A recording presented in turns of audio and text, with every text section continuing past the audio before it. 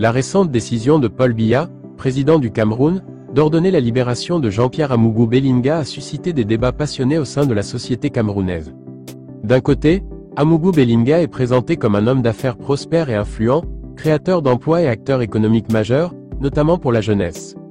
De l'autre, ses actions et sa gestion sont parfois perçues sous un prisme plus controversé, avec des accusations de mauvaise gestion et d'implication dans des affaires judiciaires. Cette libération soulève ainsi des interrogations sur la relation entre le pouvoir politique et économique, ainsi que sur l'importance de l'entrepreneuriat dans la promotion de l'emploi des jeunes au Cameroun. Paul Biya, un président entre stabilité et stratégie politique. Paul Biya, président du Cameroun depuis 1982, a su maintenir un pouvoir inébranlable au fil des décennies, malgré les bouleversements politiques et économiques que le pays a connus. Biya est souvent perçu comme un stratège politique, capable de manœuvrer dans des contextes complexes tout en garantissant une certaine stabilité nationale. En tant que dirigeant, il a toujours mis en avant l'unité et la paix comme des priorités fondamentales, même si son régime est parfois critiqué pour ses tendances autoritaires et sa gestion centralisée. L'un des aspects de la gouvernance de Paul Biya est sa capacité à maintenir un lien étroit avec les acteurs économiques du pays. Dans un contexte où le secteur privé joue un rôle de plus en plus important dans le développement national, Biya semble accorder une attention particulière à certaines figures influentes, telles que Jean-Pierre Amougou Bellinga. Par sa décision de libérer ce dernier, Paul Biya réaffirme son rôle d'arbitre suprême, capable d'intervenir directement dans des affaires de justice ou d'économie lorsque cela est jugé nécessaire pour l'intérêt général ou pour préserver des équilibres sociaux. Jean-Pierre Amougou Bellinga, un entrepreneur prospère et controversé. Jean-Pierre Amougou Bellinga est une figure incontournable du paysage économique camerounais. Propriétaire du groupe L'Anecdote, il dirige plusieurs entreprises, notamment dans les médias avec Vision 4, une chaîne de télévision influente, et dans le secteur financier avec les microfinances. Il s'est imposé comme l'un des entrepreneurs les plus dynamiques du pays, avec une réputation de bâtisseur ayant contribué à la création de nombreux emplois pour les jeunes Camerounais. Amougou Bellinga est souvent présenté comme un homme d'affaires ayant à cœur le développement économique du Cameroun, notamment à travers ses initiatives visant à offrir des opportunités d'emploi aux jeunes. Dans un contexte de chômage élevé, en particulier chez la jeunesse, ces entreprises sont perçues comme une bouffée d'oxygène pour une partie de la population. Ce rôle de créateur d'emplois a renforcé son image positive auprès de certains Camerounais qui le considèrent comme un modèle de réussite entrepreneuriale. Cependant, Amougou Bellinga est aussi un personnage controversé. Plusieurs accusations entourent sa gestion, notamment des soupçons de malversation et d'implication dans des scandales médiatiques et financiers. En dépit de ses réalisations économiques, ces aspects plus sombres de sa carrière ont entaché son image et l'ont placé au cœur de certaines enquêtes judiciaires, ce qui a conduit à sa détention avant sa libération ordonnée par le président Paul Biya.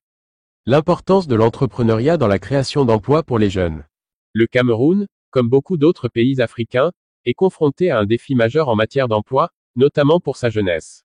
Le taux de chômage, combiné à l'insuffisance d'opportunités dans les secteurs formels, rend difficile l'insertion professionnelle des jeunes diplômés.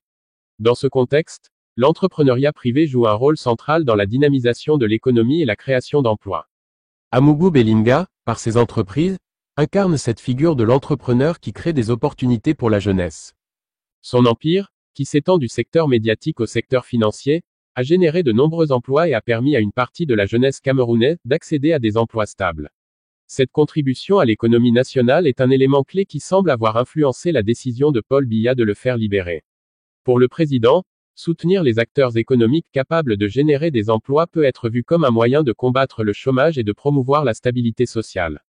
La libération de Bellinga, une décision stratégique?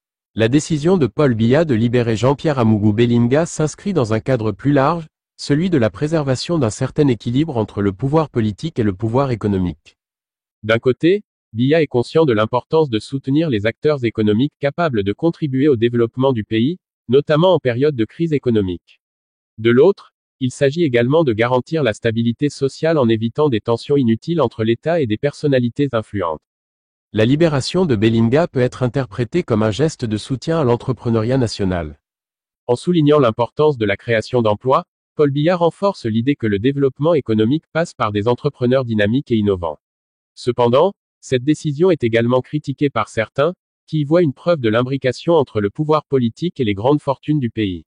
Cela soulève des questions sur l'indépendance de la justice et la place des acteurs économiques dans la gouvernance du Cameroun. La décision de Paul Biya de libérer Jean-Pierre Amougou Bellinga illustre la complexité des relations entre le pouvoir politique et économique au Cameroun. Si Amougou Bellinga est indéniablement un acteur majeur de l'économie camerounaise, créant des emplois pour la jeunesse, sa libération soulève des interrogations sur l'équilibre entre justice et pragmatisme économique. Paul Biya, en tant que président, joue ici un rôle de médiateur, cherchant à concilier la nécessité de soutenir les entrepreneurs tout en maintenant l'ordre et la stabilité au sein de la société camerounaise. Ce geste peut être perçu à la fois comme une reconnaissance des efforts d'un homme d'affaires pour le développement du pays et comme un signe de la proximité entre le pouvoir et certaines élites économiques.